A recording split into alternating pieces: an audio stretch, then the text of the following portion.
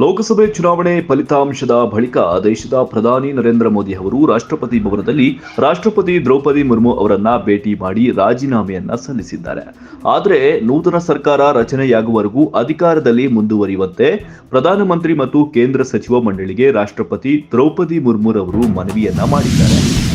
KGF ಕಾನೂನು ಸೇವೆಗಳ ಸಮಿತಿ, ಕೆಜಿಎಫ್ ವಕೀಲರ ಸಂಘ, KGF Bharat gold mains limited, KGF ಶಿಕ್ಷಣ ಇಲಾಖೆ, ಕೆಜಿಎಫ್ ಹಾಗೂ ಅರಣ್ಯ ಇಲಾಖೆ ರಾಬರ್ಟ್ಸನ್ ಪೇಟೆ ಇವರ ಜಂಟಿ ಸಹಯೋಗದಲ್ಲಿ ಇಂದು ವಿಶ್ವ ಪರಿಸರ ದಿನಾಚರಣೆಯನ್ನ ಆಚರಣೆ ಮಾಡಲಾಯಿತು.